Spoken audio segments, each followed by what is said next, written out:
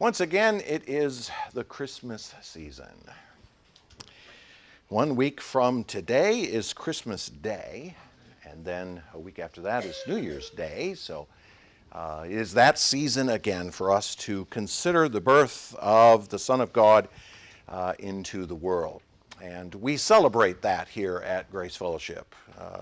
And when I say we celebrate it, because it is the incarnation of the Son of God that we celebrate. Tonight, we gather for our Children's Christmas Fellowship and the Jesse Tree program. Definitely want to encourage you to come to that. It is probably one of the most joyous times of the year, and so we're going to bring some desserts and come together and watch the children sing and recite their verses, and just a joyful time, and you really want to be here for that. And then on Saturday night is our Christmas Eve service, which is the one service of the year that I really look forward to. We gather together to tell the Christmas story and to sing Christmas carols. So if you are looking for something really wonderful to do on Christmas Eve, that is the event to do that. So that's Saturday night, New Year, Christmas Eve, and then, of course, next Sunday morning, we'll be here to celebrate our Christmas Day, but it's a Sunday, so we'll be gathering together for our normal worship service that morning. No Sunday school next week, no breakfast fellowship, just come at 10 o'clock for our regular worship service. Then on New Year's Eve, which is the next Saturday, we are going to finish 2022 with our annual New Year's Eve communion service. So we do the Lord's Supper that night as our way of ending the year and ushering in a new year. And so you want to come back out for that. And then, of course, New Year's Day is Sunday morning again. We'll once again come here. Again, no Sunday school or breakfast fellowship that morning either. So the next 2 Sundays, no Sunday school or breakfast fellowship, is come at 10 o'clock for a regular worship service. So that's what we're looking forward to. And it's busy, but it is a joyful time. And so put those things on your calendar and make your way here, and we'll pray that the Lord keeps the weather good. Okay, it's going to be cold, but it's got to be cold. That's Christmas, right? I mean, I'm from the upper Midwest where, if it isn't cold, it ain't Christmas. So looking forward to a little cold weather just to kind of muscle in the season that way. But I have this problem every year. And the problem is, okay, what are you going to preach on for Christmas? It's my annual headache, or annual aneurysm is probably a better way to put it. What are you going to preach on? Because there's always the sense in which you're supposed to break away from the current sermon series to preach on some specific aspect of the incarnation, right? To focus specifically on the entry of the Son of God into the world. And over the years, I have preached on various aspects of the incarnation. I've preached on the reality of it. I've preached on the glory of it. I've preached on the relevance of it. I've preached on the intimacy of it, the humility of it, the wisdom of it, the trials in it, the judgment of it, and the joy of it. I've preached on so many different aspects of it. So every year I'm trying to find one more thing that I can bring. What do I select as that particular aspect? So I went to my office a couple of weeks ago and began thinking through it. And this week realized, okay, I got to get through the 18th before I get to the 25th. So I better figure out what's next in 1 John. And I started reading 1 John 5. And when I say reading, I mean, in-depth studying the Greek words and all that sort of stuff, and realized, John gives me an answer to my question. He gives me an answer to my question. Now, let me remind you of something. You remember back in chapter 4, verses 9 and 10, that John points out back then when he's talking about the love of God, that the love of God is made manifest in the Son of God being sent into the world, right? He specifically says that this coming of the Christ is the very manifestation, or the primary manifestation of the love of God. We've talked about that quite a bit, right? So you could make an excellent argument that I've been preaching Christmas sermons since October. So I'm just simply going to continue on because I am convinced that in chapter 5, 1 John chapter 5, verses 1 to 12, John continues his discussion of the incarnation of the Son of God. Right? He connects himself back to the verses I just mentioned in chapter 4. He said, now listen to this and think about how much of this applies to him.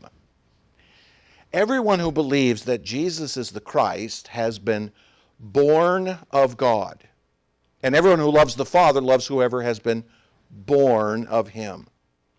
By this we know that we love the children of God, when we love God and obey his commandments. For this is the love of God, that we keep his commandments, and his commandments are not burdensome. For everyone who has been born of God overcomes the world. And this is the victory that has overcome the world, our faith. Who is it that overcomes the world? Except the one who believes that Jesus is the Son of God. And even going on further from there, I'll stop reading at that point.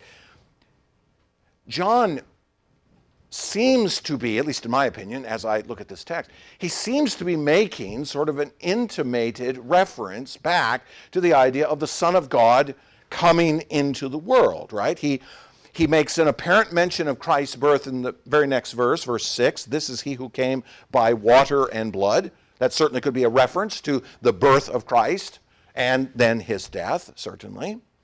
He makes a reference to us 3 times in this section of being born of God or born of him. So he makes a connection between our lives on the one hand as born of God and the life of Christ having been born into this world. Because he makes this statement, everyone who has been born of God, verse 4. So it almost seems as though the very next pericope, chapter 5, verses 1 to 12, is actually continuing the discussion of the coming of the Son into the world in 4:9. He came into the world. Okay, so let's talk more about him coming into the world.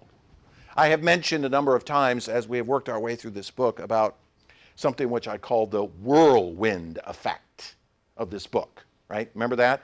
That John keeps going back and repeating the same thing over and over and over and over again.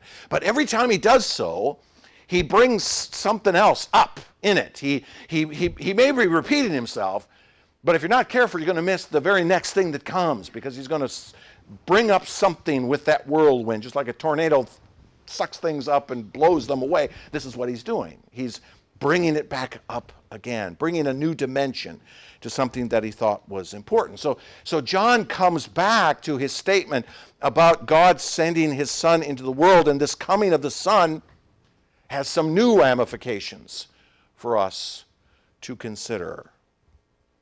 So, in other words, instead of trying to find some interesting new aspect of the incarnation elsewhere to preach, I'm simply going to continue in John's picture of it that appears here in 1 John 5. Now, here's how I want to do this, all right? Let me give you the outline of where we're going to go in this next pericope. 3 times in verses 1 and 4, John makes mention of being born of God or born of him, right? 3 times. So it seems as though that's a key phrase around, as an axle around which this pericope is spinning. So this phrase, harkens back to 4:7, in which John started that pericope by saying, "Beloved, let us love one another, for love is from God, and whoever loves has been born of God and knows him." Okay, so there's that whirlwind effect again, right? He's bringing that subject up of being born again. He's going to pull that back out. So it seems to me that that phrase is the axle or the linchpin around which this pericope is to be understood. And let me suggest to you then that verses 1 to 12 have 3 parts. Born of God to keep his commandments, born of God to overcome the world, born of God to testify to the nature and decree of God. Born of God to keep his commandments, born of God to overcome the world, born of God to testify to the nature and decree of God. Now, obviously, John is writing that to us, right? He's saying to his audience, which by extension is us, this is what you have been born of God to do. He's clearly making that reference. But are these things also not true of the one born in Bethlehem? Was he not also born into the world to keep the commands? Was he not born into the world to overcome the world? Was he not born into the world to testify to the purposes and intentions of God? He was all of those things. Was he not born to keep the commandments? Was he not to live perfectly under his own law in order to satisfy or secure a righteousness for us, for those who are his own? Was he not born to overcome the world? Did he not come to bring peace upon this earth between us and God by conquering the forces of sin and death over those who are his own? Did he not come to accomplish that? Was he not born into this world to testify to the decree of God and God's purposes in all things, that those who would follow him specifically would receive eternal life as God has purposed it? As I said at the beginning, as I read those verses, you read those verses, they're all about Jesus as much as they are about us. Because he was born to keep the commands. He was born to overcome the world. And he was born to testify to the purposes and the will of God. So the whole of this section speaks to us being born of God, but it also greatly intimates that the birth of the Son also accomplishes these things as he is born of God. I mean, are we not, after all, celebrating the birth of the Son? And yet here we have 3 times when John says, born of God. So we will examine these 3 parts then over these next 3 Sundays. Today we're going to talk about keeping the commandments. Next week we'll talk about overcoming the world. And then on New Year's Day we'll talk about testifying to the world. And by the way, at first glance, you may not notice it, but if you stop and think about it for a while, those are perfect alignment with those 3 days. There's really nothing better to talk about on Christmas morning than one coming to overcome the world. And there's really nothing better to talk about on the first day of a new year than testifying to the purposes and decrees of God as we move into a new year. Sometimes God in his providence is remarkable. So, let's start then with verses 1 to 3 this morning, just verses 1 to 3. And in the first verse, John says, everyone who believes that Jesus is the Christ has been born of God, and everyone who loves the Father loves whoever has been born of him. Now, as I said before, this is a clear allusion to 4:7. To be born of God is to have a new nature by the Spirit, which allows us to fully and consistently express ourselves as creatures endowed with the ability to love. Now, let me remind you of something. It's very important to consider. As human beings, we possess the ability to love only because it was inculcated into us by God as a part of the Imago Dei. It's a part of the human race. It's a part of the very nature of God himself. After all, John has said how many times now? God is love. Okay, so it comes out of the very nature of God, where it comes into us as those who are made in his image. And we possess, because we are made in his image, the ability to love others like ourselves. Adam was given in the garden the ability to love. And he expressed that love towards Eve, one who was like him. Another human like himself. Similar yet different for obvious reasons we've talked about. God gave to Adam the ability to love, and then he provided a creature from him that he could love in his state as human. God has given this to the human race. The fall, unfortunately, corrupted that original nature, and as we talked about before, thus the ability to love has been severely damaged by the fall. We don't love any longer in the way that God would have us to love in the original expression that he placed within Adam and Eve, which then requires God to act. Because what does he have to do? In order to reestablish the ability for us to love, he has to give us a new nature. He can't just instruct us how to love differently. That won't work because we are creatures that have been corrupted. What we need is a nature that is capable of loving now. Now, all of this we've talked about ad nauseum through the previous 47 sermons in 1 John 3 and 4, right? So all of that we've seen before. Regenerated believers now possess an ability to love as God originally designed love. Regenerated believers, those who have been born again by the Spirit of God, have trusted Christ for their salvation, repented of their sin, all of that being the result of the Spirit's work, we now possess an ability to love as God originally designed love. Especially, and this is John's point, especially towards others who possess the same nature. There's a natural affinity of love between believers because there is a nature born of God within us that gives us a natural affinity towards one another born again in Christ. It's natural to us in the new nature that we possess. That's John's point in 1 John 5:1.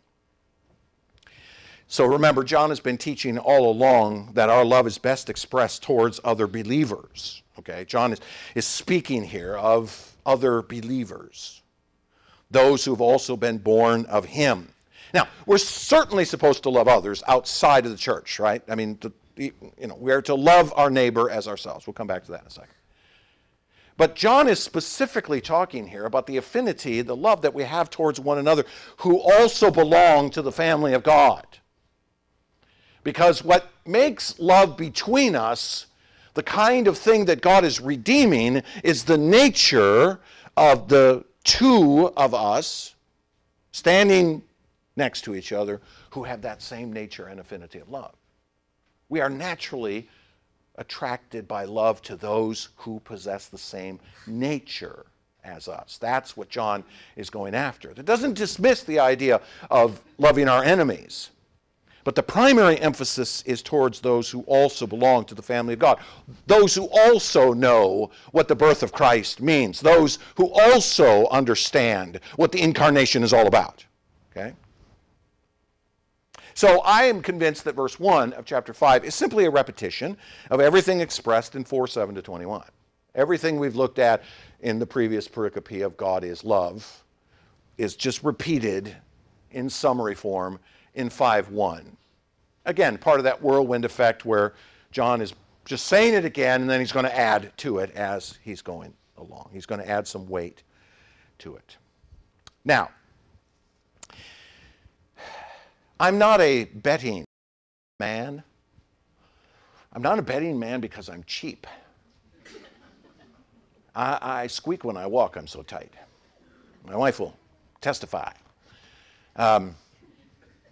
So for me, plunking down money at a table and hoping I get a jack and an ace doesn't make sense to me. It's just a waste of money. So I'm not a betting guy. But if I was a betting man, I know a sure bet. I have found a sure bet, one that I'm absolutely certain that I would win. And I will phrase it to you this way in the form of a question. How would the bulk of Christendom answer the following question? Okay, here's the question. Go to any typical person in any typical evangelical church or mainline church or Catholic church, whatever part of Christendom you want to go to. Go to this person and ask this question, quote, how do you know that you are actually loving others? Unquote. How do you know that you're actually loving others? Now that's an interesting question, isn't it? That's a very interesting question because many Christians believe that that is the heart of the gospel. There are many so-called Christians, I want to put that in scare quotes, so-called Christians who believe that the essence of the gospel of Jesus Christ is that we are simply supposed to love other people. That you're a Christian if you go love others. Show love towards others, right? Go show others just show compassion and kindness to others. And to believe the gospel for many is simply to do what he did. And they will appeal very much to the parable of the sheep and goats, as I pointed out last week. And they'll say, see, even Jesus said it, right? You get to be a sheep because you did some good things and you're a goat because you didn't do good things. And many will assert that the heart of the gospel is to be good. But my question is, how do you know that you are? I mean, you're asserting that goodness is the essence of what the gospel is, but what you got to do is you got to tell me how you know that's true and how you know you're doing that. How do you know? What's the measuring stick? Last week I talked about it as divine calculus. How does God use, what sort of divine calculus does God use to determine, okay, this guy's done enough good stuff that he's good. What does that mathematics look like? Right? That's the question. How do you know? And I'm pretty sure that I would win this bet because nobody would have an answer to this question. Or better, let me put it this way. Nobody would answer the question the way John answers the question. Because how John is going to answer this question is beyond the thinking of most people. It simply does. They won't even go there. Nobody would answer the question the way that John does here. But notice what he says, verse 2. By this we know. By this we know that we love the children of God. All right, so what's he doing? He's answering my question, isn't he? The question that's implied in what he just said is, how do you know that you love? How do you know that you're actually loving somebody else? How do you actually know that? I mean, you might have some sort of feeling that says that you are, but how do you really know intrinsically, objectively, that you're loving someone else? And John says, okay, let me answer this question. By this you know. By this we know that we love the children of God. He gives us an answer. He gives us what I call a measuring stick. And this is not the first time that John has done this. John is very good at giving us measuring sticks. We've seen a number of them before, such as in 4, 2, 6, 13, and 17. John, along the way, has been giving us concrete and specific ways that we know something is true. John's not interested in take a guess or I hope you feel good about it. No. John is into concrete realities revealed by God which make certain things true. Chapter 4, verse 2. How do we know that a spirit is actually from God? Answer, it confesses Jesus as the Christ. Okay? So John says, you want to know if some thinking pattern out there is actually from God? It confesses that Jesus is the Christ. Okay? How about in 4:6? How do we know truth from error? How do we know the difference between what is true and what is false? And the answer John gives is that from whence it comes. Does it speak from God or does it speak from the world? It's true if it comes from God. It's probably false if it comes from the world. Although, as one philosopher once said, even a broken clock is right twice a day. The world does get some things right once in a while, but it's pretty rare. John answers the question, right? He gives us an actual way to know whether something is true or not. Verse 13, chapter 4, 13. How do we know that God abides in us? How do we know that? And the answer is the Spirit of the living God makes himself known to us. We know that God abides because he's given us his Spirit. There's a concrete thing there, an objective reality that tells us that God abides in us. And verse 17, how do we know God's love is perfected in us? How do we know that God's love is perfected in us? And the answer is we are not afraid of the day of judgment. We anticipate it, in fact. See what John's been doing all along?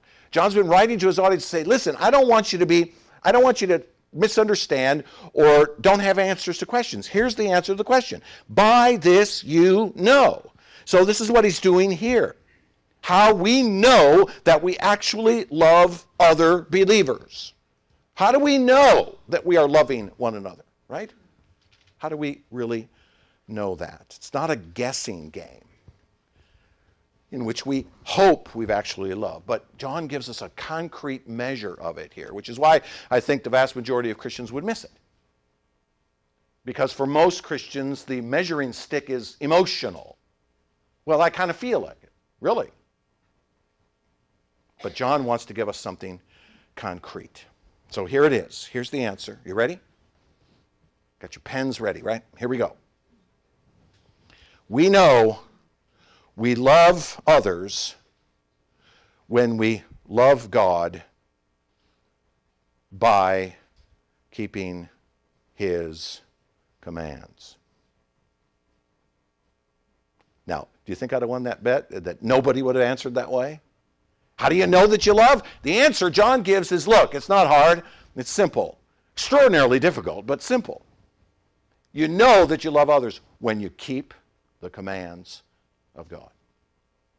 How do you know that you love God? You know that you love God because you keep His commands. How do you know that you love others? You keep God's commands. Now, John's not making this up as he goes. I am convinced that John is quoting Jesus, or better, summarizing Jesus here, from a number of different passages. I'm just going to refer to three. John 14:15. If you love me, this is Jesus speaking now, if you love me, you will go to church on a regular basis. That's not in my translation. No, it says, if you love me, you will keep my commandments. How about John 14:21? Whoever has my commandments and keeps them, he it is who loves me. How about John 13:34 and 35? A new commandment I give to you, that you love one another. Just as I have loved you, you also are to love one another. By this, all people will know. By this, all people will know that you are my disciples if you have love for one another. A love based upon keeping the commandments of God. So, what are these commandments? When Jesus speaks of the commandments, when John speaks of the commandments, and you notice he uses the word 3 times at least in this section, what is he referring to?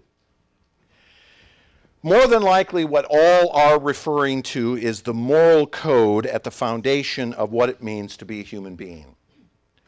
The moral code at the foundation of what it means to be a human being. Now, technically, that would be the Decalogue, okay? If you're not familiar with that word Decalogue, it means 10 words. Decalogue, 10 words, the 10 words of God. The 10 commandments. We get them out of Exodus 20 and Deuteronomy 5, right? So technically the moral code is the 10 commandments given to Moses at Sinai. But it includes all of the ramifications of these moral laws over all other law systems. So it's not just don't commit adultery, but it's also the ramifications that go beyond what does it mean to not commit adultery? What does it mean to not kill, etc.? So the moral code is the minimum standard of moral behavior established by God in terms of what it means to be a human being. So more broadly speaking then, the commandments is the moral code endowed in us by virtue of being born in the image of God. We call the imago Dei. It's the intrinsic understanding of the human heart whereby we must act morally and ethically throughout all of life. It's interesting, isn't it, that the law didn't come until the days of Moses, and yet there were millennia of time prior to that. Did Cain know that it was wrong to kill his brother? Of course he did. I mean, if he didn't, why did he bury the body? He knew, didn't he? He knew. God was just to wipe out humanity in the flood, wasn't he? God called them wicked and decided they needed to be destroyed, except for Noah and his family, Noah being the only righteous man on the earth. Killed the whole world, even though there was no law establishing why they should die. But it's intrinsic to us. It's a part of what God has placed into us. Deeply corrupted, I recognize. Deeply corrupted, I recognize. But nonetheless, you don't have to quote the specific Alabama statute to know that you should not kill someone else, right? You don't need to know the specific statute. You just know inherently that it's wrong. Our children grow up, they're born and they begin to grow up and they begin to realize almost immediately out of the womb what is right and what is wrong. It doesn't take much effort. If they didn't believe it was wrong, why is it that they try to hide their behavior? Because they know. Okay? The Ten Commandments then is, or the moral code I'm talking about, is certainly ensconced in the 10 words, but it has a much broader application in the sense of it's the moral code that's endowed over us by virtue of the Imago Dei. But I think where John is specifically going here with this is the very nature of God himself as expressed into us. Now, why do I say that? Because he's talking about people who are born of God. So John is talking about here, I think, what it means for us as those who have been born again by the Spirit of God, those who have had an encounter with the Spirit through the Word, the gospel preached to their hearts. They have been awakened from their spiritual death. They have been raised to new life. They have trusted in Christ and repented. It's those people we're talking about. What do they understand? They have a new nature within them that God has expressed into them. We're born with a heart attuned to his law. Jeremiah 31:33. And I will give them a new heart, and I will write my law upon that heart. It's not on stone tablets. It's on the very heart that God has given to us. He has put it within us, anew and afresh from what he had originally intended when creating the world. It's the nature of God. Now I'm going to go to my grave saying this too. Some of you may have noticed I'm talking about going to my grave a lot lately. Have you seen that? I'm not having a premonition of death. My wife and I are still doing fine. She hasn't tried to kill me anytime recently. Although I wonder by some of the shows she watches whether or not she's getting ready for that. But here's something I'm going to say, because it's so important to say that it really needs to be at the very core of all of the preaching that I do for the rest of how much time God gives me.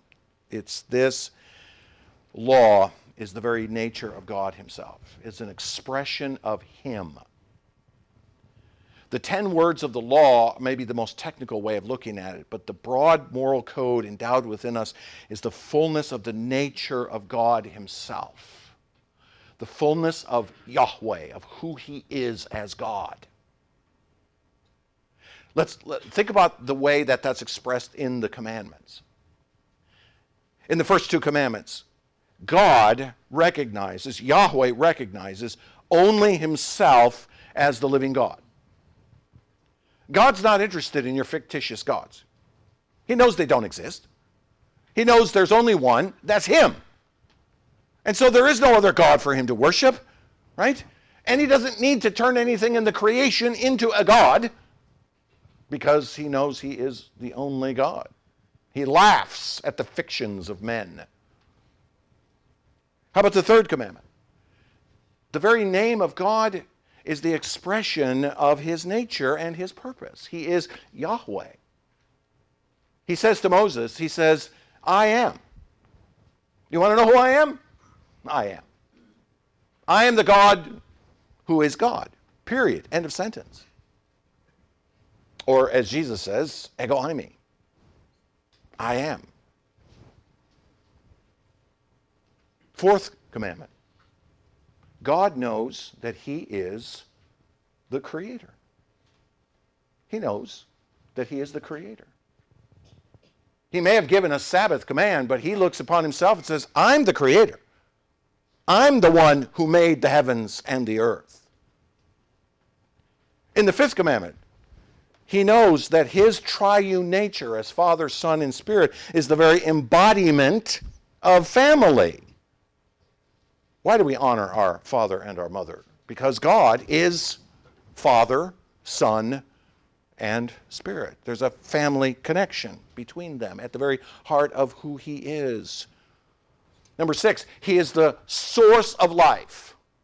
Thou shalt not kill, because God is life. He knows he's life. He knows that there's only life because God put life, created life, established life, formed life by his own breath.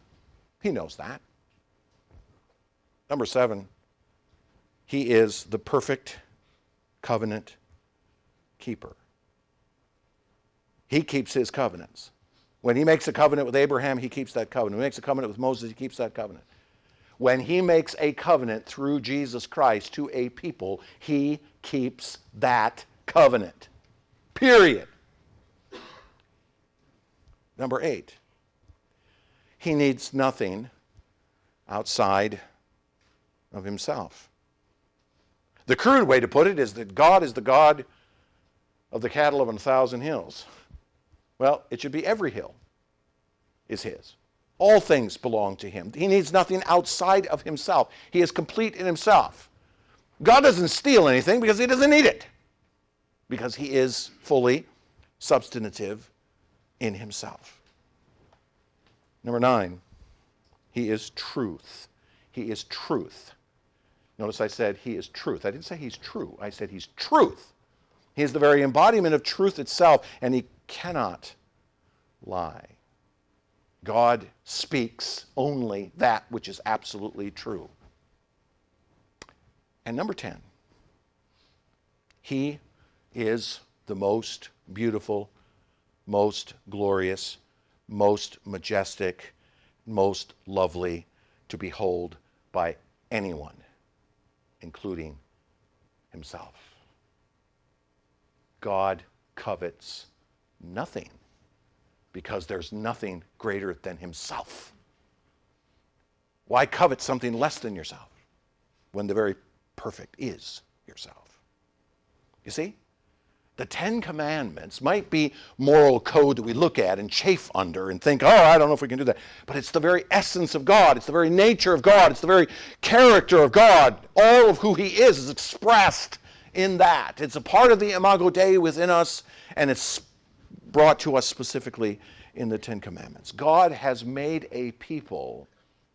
He has birthed a people by his Spirit, and that people has received a nature with his own moral code written on it.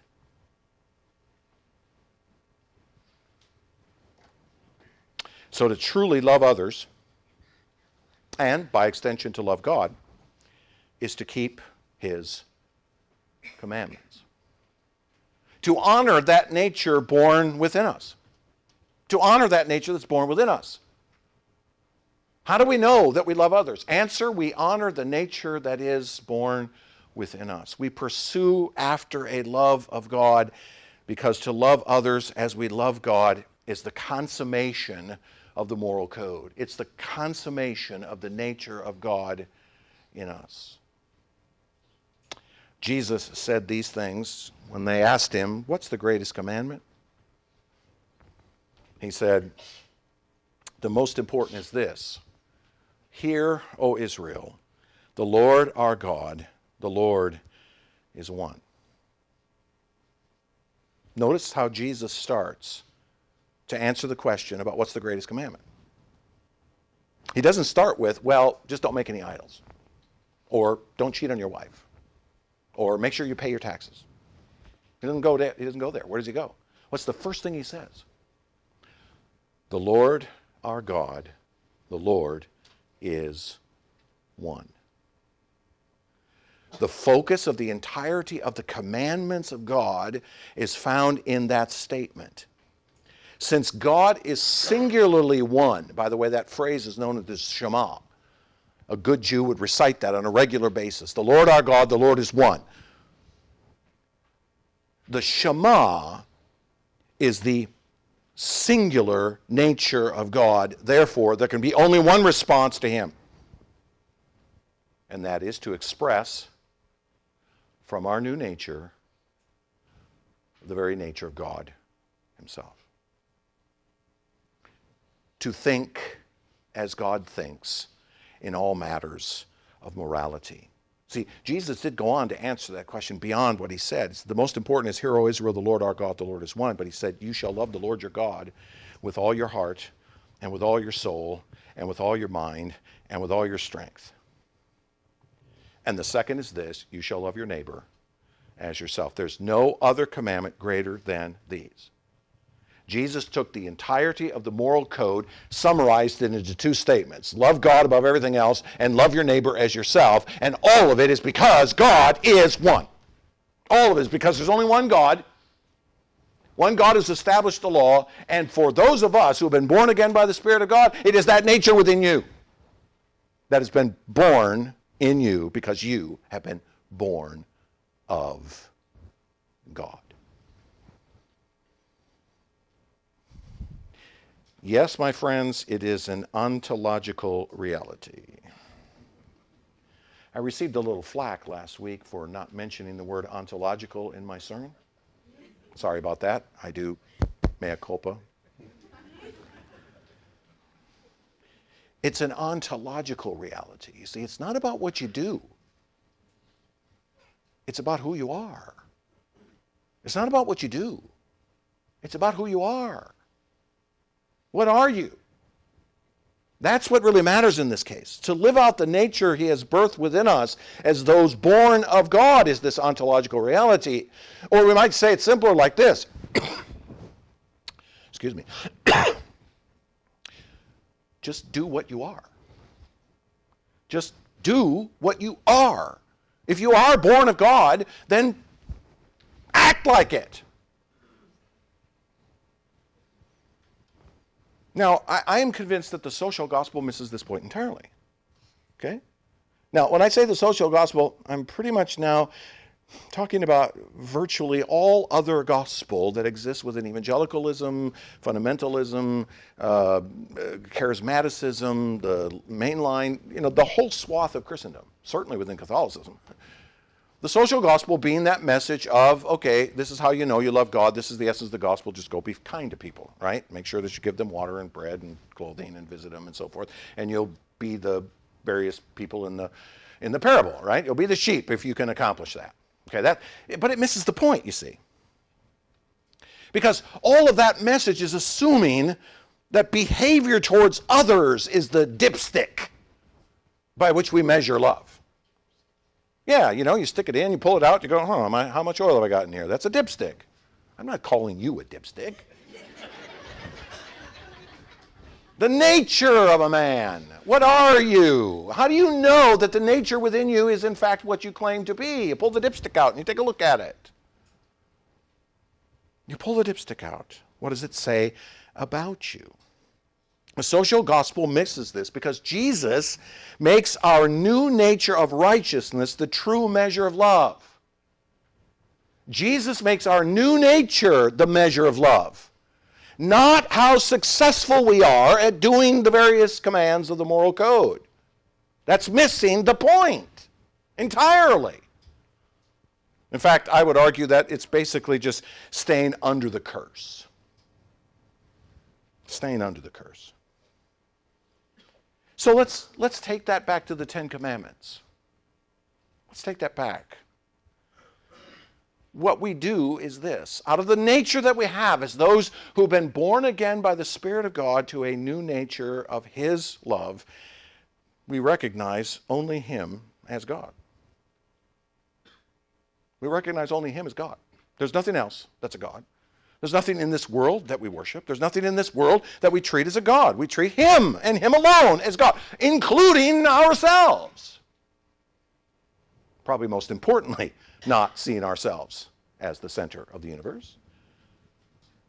We carry His name. Commandment number 3, we carry His name to the world. We don't use His name in vain. We carry His name before the world. We're happy to stand up before the world and say, I am a follower of Christ. I don't think you can use the word Christian anymore because it's been hijacked, right? So now we have to use something else. But how about calling ourselves a follower of Jesus Christ? One of His disciples. You want to get technical? We carry His name before the world. We worship Him and Him alone. We don't worship ourselves. We don't worship our money. We don't worship the car we have in the garage. We worship him and him alone. Those who have been born again by the Spirit of God embody his idea of family. We get it. We understand what family means, being born again by the Spirit of God. We nurture life. We don't randomly or willy-nilly take life or think life is unimportant. No, we nurture it. We look at life as a great gift from God. We keep our covenants. We keep our covenants. We keep our promises. When we say, I do, we do. Now, by the way, if you want to just think about it for a second, even marriage is ontological. Because what happens when the preacher says, I now pronounce you husband and wife? Something new springs into existence that never existed before. You keep your covenant out of a new nature, something that's never existed before. God hates divorce because it rips apart the one creature now back into two. We keep our covenants. We love the covenants and we keep them. And number 8, we are content with what he gives us or doesn't give us. We're content with what he gives us. Whether he has chosen to make us poor or whether he's chosen to make us rich, it doesn't matter. We are content with what we have. We speak truth before the world. We speak truth before the world. We stand before the world and we tell the truth. We do not bear a false witness against God. We bear a true witness. We go out into the world, we speak truth, we tell the world what it needs to hear, and that's truth. And then finally, and most importantly, we elevate him as the most beautiful, glorious, majestic, and lovely thing we know. We elevate God. We elevate, more specifically, his Son, Jesus Christ, to be the most glorious, most majestic, most beautiful, most wonderful thing in all creation.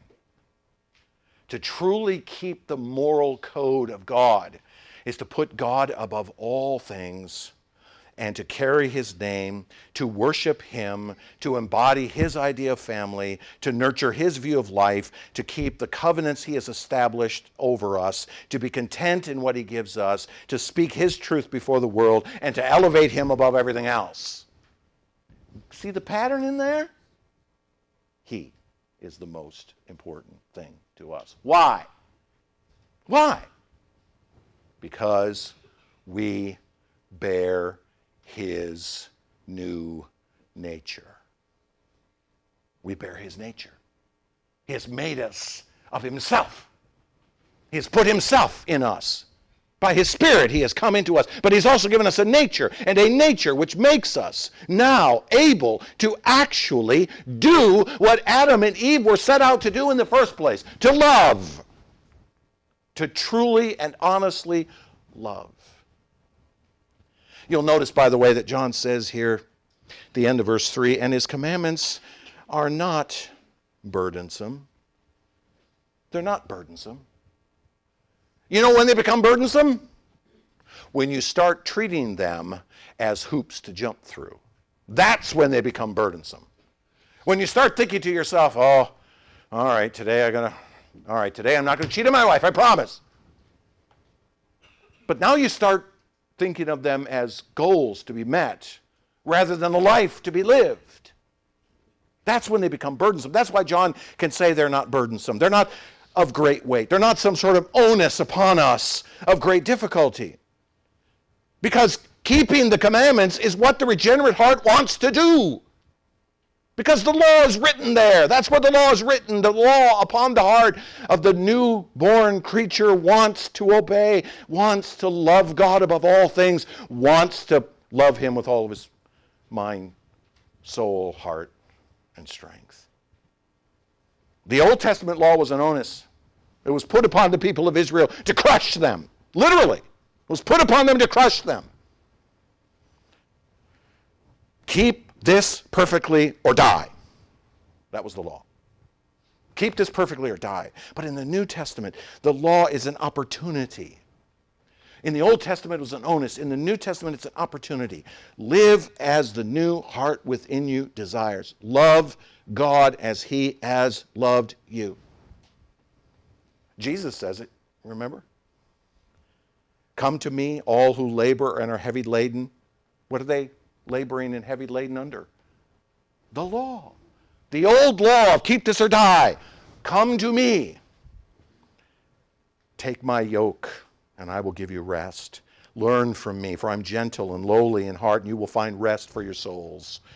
For your souls. For my yoke is easy, and my burden is light. As we love God, so we will love others. It's only possible to love our neighbor if we have first been born again by him to love and then focus our hearts upon him. To love Jesus as the fullest expression of the nature of God. Love God with all of your heart, soul, mind, and strength. Out of what it means to be a follower of Christ. To be born anew. Now, as I said above, all of this is certainly words written to us, for us to love well, right? Okay? John is clearly talking to us about how we're supposed to think about the commands of God, how we're supposed to think about the commandments, all right? So I've given you just a bit to think about. There's so much more I could have said, but I really wanted to get to this morning. But it is also paralleled in the birth of Jesus. There's an incarnational aspect to what John writes here. As I said at the beginning, think about this. Jesus was also born of God, right? He was born of God. In the sense that he came into the world at the behest of his Father. So his Father sent him, John said, right? Sent him into the world. But how did he come? He came being born of God. Yes, he was born of a woman, that's true. But he was also born of God. The Son of God was born as an act of obedience to the command of his Father, and as a fulfillment of the obedience to the commandments he himself had given. There are two sides to this coin of obedience in the incarnation and the coming of the Son. Number one, he obeyed his Father. His Father said, I want you, Son, to go into the world. Take upon yourself a human nature, live amongst that fallen people, and then give yourself over to their wickedness in order to procure salvation for a people. And the Son said, I will. I will. Before eternity, before anything in time and space had been born, the Son said, yes, Father. And at the right moment, he came into this world. He was obedient to enter into creation as a human being. But the flip side of that is he not only came obedient to his Father, but when he was born as a human being into this world, he then took upon himself the moral code. He took upon himself the law. He was born into a world in which he would then keep the very law he himself had established over humanity.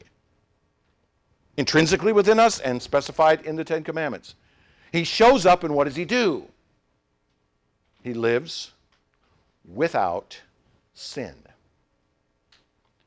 He is able to take, through the entirety of his life, all 10 of those commandments and live them perfectly. He never broke a single one of the moral code of God. Listen, you want to talk about a person who had the moral code written on their heart? Because, as I've said, the Ten Commandments are a representation of the very nature of God himself. It is an expression of the very nature of God himself. And who is Jesus? An expression of the very nature of God himself. The very nature of the moral code was walking around in Galilee and Samaria and Judea. The very essence of God, who is perfectly moral according to this standard, is walking around. So you and I have been given a nature in which this law has been reborn in us with the very nature of God. He was walking around with that very nature in himself. Why? Well, because you don't keep that commandment very well, do you? But he does. But he does. He was born of God as the very nature of God, and his obedience to the law was an outflow of his nature of the divine one. In verse 2 it says, by this we know that we love the children of God, when we love God and obey his commands. Let's rephrase that. By this we know that he loved the children of God when he loved God and obeyed his commandments. He loves us. He loves us through his obedience. And that perfect obedience on his part was the righteousness that God imputed to you at your new birth. Jesus Christ lived humbly, perfectly obedient, every aspect of the Ten Commandments, and every other jot and tittle that the Pharisees wanted to throw at him too. He kept it all. He was without sin. He was the perfect unblemished Lamb of God. And that righteousness, that obedience is yours, given to you by God, imputed to you through faith in his Son. Again, it's not what you do. It's who you are. Jesus, we talk about what Jesus did. Oh yeah, it's important stuff. But it's not about what he did. It's about who he was. He was the very essence of obedience. He was the very essence of morality and perfection in all of who he was. And that is imputed to us. And that's why I can say, without arrogance, I can agree with the Apostle Paul and boast in this, that I am righteous and holy in the sight of God because his righteousness and holiness abides in me. And for all of us who have embraced this Christ, we are also seen by him as holy and righteous. He relieved the burdensome aspect of the law. He took that upon himself as the Son. He took the onus upon himself so that his own could experience the freedom from self-perfection. And thank you, Christ, for that freedom. Thank you. The Son of God was born of a woman in order to fulfill the law in us, to take on the human condition in order to satisfy the perfections of God required in all the law. He was born of God to accomplish this as the will of his Father. Here's what he says in John 6. All that the Father gives me will come to me, and whoever comes to me I will never cast out. For I have come down from heaven, not to do my own will, but the will of him who sent me. And this is the will of him who sent me, that I should lose nothing of all that he has given me, but raise it up on the last day. For this is the will of my Father, that everyone who looks on the Son and believes in him should have eternal life, and I will raise him up on the last day. That is an unbelievable promise. But it's also based on what he has done to make us into those who belong to him at the will of his Father. So maybe my title of my sermon this morning should have been The Obedience of the Incarnation. Because the Incarnation is an act of obedience. We celebrate that the Son of God has come to obey his Father so that all who belong to him might receive his obedience as the gift of God. And what a gift it is. So why don't we unwrap it and live it? Don't keep it in the box. No, unwrap it and live it. His obedience is our obedience. His morality is our morality. His life is our life. Let us live it. as he was obedient. Those born of God love the Father and love whoever has been born of him.